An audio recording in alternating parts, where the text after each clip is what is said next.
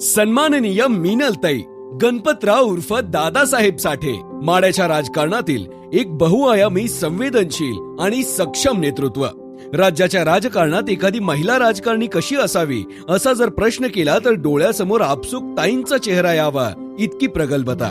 ताईंचं काम जितकं ताकदीचं आहे तितकाच रंजक त्यांचा राजकीय जीवनातला प्रवास आहे आणि तोच जाणून घ्यायचा आपण प्रयत्न करतोय. 21 सप्टेंबर 1979 हा तोच खास दिवस ज्या दिवशी पुणे जिल्ह्यातील इंदापूर तालुक्यात बावडा या गावी ताईंचा घोगरे पाटील कुटुंबात जन्म झाला. वडिलांचा राजकीय वारसा होताच, पण त्या सुरुवातीच्या काळात ताईंना राजकारणाविषयी काही खास आकर्षण नव्हतं.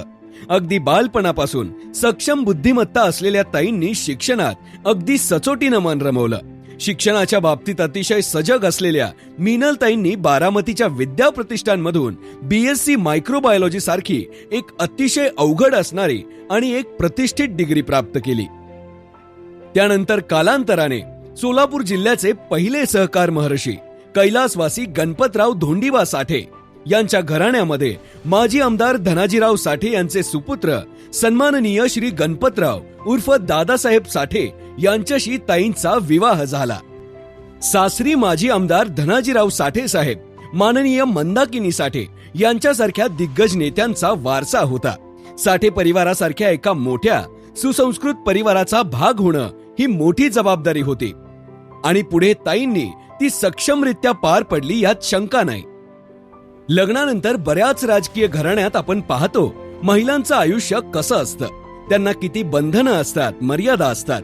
पण साठे परिवारासारखा सुसंस्कारी परिवार आणि त्यातही आमदार धनाजीराव साठे यांच्यासारखा पुरोगामी विचारांचा एक मातब्बर नेता ताईंना सासरे म्हणून मिळाले.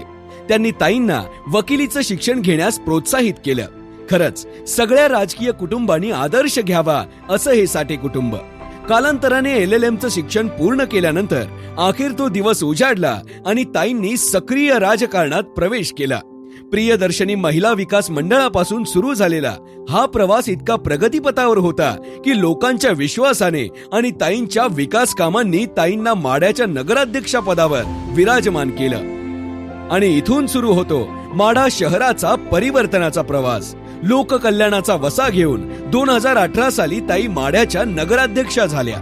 विकास कामांसाठी असलेली तळमळ, ती कामं पूर्ण करण्याची जिद्द आणि लोकहितासाठी कामं करण्याचा ध्यास या सगळ्या गोष्टींनी परिपूर्ण मीनलताई माढ्यातील जनतेची पहिली पसंत बनल्या आणि माढा शहराच्या प्रथम नागरिक झाल्या. एक सक्षम महिला नेतृत्व माढा शहराला मिळालं. ताईंनी महिलांसाठी राबवलेले व्याख्यानासारखे प्रबोधनपर कार्यक्रम महिलांना नवी मानसिक उभारी देत होते. या व्यतिरिक्त महिलांसाठी भरवलेले विविध आरोग्य शिबिर, उदाहरणार्थ कॅन्सर तपासणी शिबिर, हिमोग्लोबिन तपासणी शिबिर, मधुमेह शिबिर, योग शिबिर यासारख्या आरोग्य विषयक शिबिरांच्या माध्यमातून ताई सामान्य महिलांना मोफत तपासणी उपलब्ध करून देऊन त्यांचा एक भक्कम आधार म्हणून पुढे आल्या. राजकारणामध्ये सक्रिय झाल्यापासून ताईंनी असे असंख्य लोकोपयोगी उपक्रम राबवले. प्रियदर्शनी महिला मंडळाअंतर्गत बचत गटांना बळकट करून त्यांना व्यवसायासाठी जागतिक बाजारपेठेमधील युरोप येथील आंतरराष्ट्रीय बाजारपेठ उपलब्ध करून दिली. कोरोना काळामध्ये मित्रप्रेम हॉस्पिटलची निर्मिती करून तब्बल 20,000 पेशंट अत्यल्प दरात उपचार देऊन बरे करण्यात आले. महिला सन्मानार्थ 8 मार्च रोजी महिला दिनानिमित्त राज्यातील पहिला उपक्रम घरोघरी महिलांच्या नावे नेमप्लेट महिलांचा सन्मान करण्यात आला. तरुणाईला लागलेलं मोबाईलचं व्यसन कमी करण्यासाठी आणि त्यांचं मानसिक स्वास्थ्य बळकट करण्यासाठी शहरामध्ये सायंकाळी 8 ते 9 या वेळेत मोबाईल व टीव्ही बंद हा विद्यार्थ्यांसाठी अतिशय उपयुक्त कार्यक्रम घेण्यात आला. गेल्या काही काळात महिलांविषयी अत्याचाराच्या घटना घडतायत. या गोष्टींचा विचार करून महिला सक्षमीकरण व सबलीकरणासाठी मुलींना मोफत जुडो कराटेचं प्रशिक्षण जिल्हा परिषद मधील शाळांमध्ये देण्यात आले. एखाद्या सामान्य माणसाचं सगळ्यात मोठं स्वप्न असतं ते त्याचं घर, आणि हेच घर बांधून देण्यासाठी नगरपंचायतच्या माध्यमातून घरकुल योजनेच्या अंतर्गत तब्बल 1000 घरकुलांची निर्मिती करण्यात आली. त्याचबरोबर माढा शहराच्या सुरक्षेसाठी अग्निशामक दल व अग्निशामक दलाच्या वाहनास मंजुरी देण्यात आली. माढा तालुक्यातील प्रियदर्शनी महिला बचत गटाच्या माध्यमातून बचत गटामध्ये उत्पादित केलेल्या वस्तूंना युरोपमधील आंतरराष्ट्रीय बाजारपेठ उपलब्ध करून देण्यात आली आणि याच माध्यमातून माढा तालुक्यातील समस्त महिलांना आर्थिकदृष्ट्या सबल आणि सक्षम बनवण्याचं काम ताईंनी केलं. यावरून ताईंनी एक गोष्ट सिद्ध केली की नेत्यांची जबाबदारी फक्त मतदारसंघातील इन्फ्रास्ट्रक्चर डेव्हलपमेंटच नाही, तर मतदारांचा शारीरिक, बौद्धिक आणि आर्थिक विकास ही सुद्धा असते. या व्यतिरिक्त ताईंनी महिलांना उद्योगवर्धिनी उपक्रमाअंतर्गत विविध लघु उद्योग स्थापन करण्यात मदत करून त्यांना आर्थिकदृष्ट्या सबल बनवण्याचं काम केलं. याचबरोबर ताईंनी सामुदायिक विवाह सोहळा, सामुदायिक नामकरण सोहळा यासारखे सामाजिक बांधिलकी जपणारे अनेक कौतुकास्पद उपक्रम राबवून सर्वसामान्य कुटुंबांचा आर्थिक भार कमी करण्याचं अतिशय मोठं काम केलं. एखादा नेता किती संवेदनशील असावा, त्याला जनतेची किती काळजी असावी याचं उदाहरण माढ्याच्या जनतेने कोल्हापूर जिल्ह्यात आलेल्या पूरग्रस्त स्थितीमध्ये पाहिलं. कोल्हापूर सांगली जिल्ह्यातील पूरग्रस्त लोकांना तब्बल 6.5 लाख रुपयांची आर्थिक मदत आणि इतर गरजू वस्तूंचे वाटप ताईंनी प्रियदर्शनी महिला मंडळातर्फे करून समाजापुढे एक वेगळाच दर्जेदार आदर्श स्थापित केला. आषाढी वारी निमित्त वारकऱ्यांना जेवण, अल्प उपहार, पाण्याची सोय, फळे वाटप, मुस्लिम समाजासाठी रोजा इफ्तार पार्टी यासारखे धार्मिक उपक्रम राबवून धार्मिक सलोखा जपण्याचं कामही ताईंनी केलं. त्याचबरोबर स्वच्छता अभियान, वृक्षारोपण, seed ball making, rain water harvesting या उपक्रमांच्या माध्यमातून नैसर्गिक अस्थिरता रोखून पर्यावरणाचा दर्जा वाढवण्याचंही काम ताईंनी केलं. हे सगळं करत असताना आपण या देशाचं काहीतरी देणं लागतो या भावनेतून ताईंनी माढा शहरात सकाळी 10:40 सामूहिक राष्ट्रगीत लाऊडस्पीकरवर लावण्याची प्रथा सुरू केली, जी बहुधा देशात पहिलीच होती. एखादा नेता किती राष्ट्रवादी असू शकतो याचं हे उत्तम उदाहरण आहे. कोविड आणि कोरोना महामारी सारख्या अतिशय कठीण काळात आपलं कर्तव्य समजून सामान्य जनतेच्या पाठीशी भक्कमपणे उभं राहून जनतेचं फक्त आरोग्यच नाही तर मानसिक स्वास्थ्यही बळकट करण्याचं काम ताईंनी केलं. जंतुनाशक फवारणी असो, मोफत मास्क वाटप असो, अन्नधान्य वाटप असो, मोफत रोगप्रतिकारक शक्ती वाढवणाऱ्या औषधांचं वाटप असो, असे उपक्रम तर राबवलेच, पण एक भाकर तृप्तीची ढेकर या अतुलनीय संकल्पनेतून कोरोना काळात दररोज 200 लोकांना मोफत अन्नदानाचं काम करून गोरगरीब लोकांच्या पाठीवरती मायेचा हात फिरवण्याचं काम या माऊलीने केलं. त्याचबरोबर गरोदर महिलांना ड्रायफ्रूटचे वाटप, अंध मुलांचे शिबिर, विद्यार्थ्यांना शैक्षणिक साहित्याचं वाटप, मुलींना सॅनिटरी पॅड्सचं वाटप अशा असंख्य उपक्रमांच्या माध्यमातून आरोग्य, आर्थिक आणि शैक्षणिक अडचणींवर जनतेला एकटं न सोडता त्यांच्या साथीने भक्कमपणे उभं राहण्याचं काम ताईंनी केलं. ही जनसामान्यांची माऊली, तरुणाईची हक्काची लाडकी बहीण फक्त या सगळ्या योजनांमध्येच नाही तर इन्फ्रास्ट्रक्चर डेव्हलपमेंट मध्येही धडाडीने अग्रेसर आहे.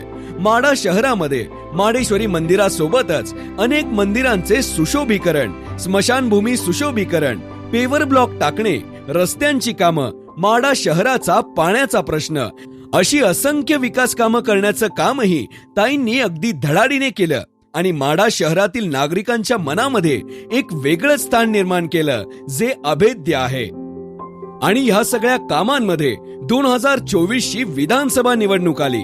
आता माढ्याचा पुढचा आमदार कोण असा प्रश्न जेव्हा निर्माण व्हायला लागला तेव्हा जनसामान्यांच्या मनात सन्माननीय मीनलताई साठे यांच्याशिवाय दुसरं नावच नव्हतं आणि हीच होती मीनलताईंनी केलेल्या कामाची पोचपावती.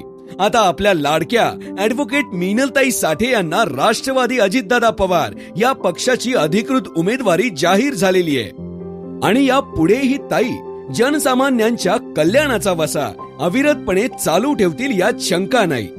ताईंना आमदारपदी निवडून देण्यासाठी माढा मतदारसंघातली जनता निश्चितच त्यांना मोठं मताधिक्य देईल यात वाद नाही आणि निवडून आल्यानंतरही ताईंच्या कामाची धडाडी दुपटीनं वाढेल असा विश्वास ताईंनी व्यक्त केलाय.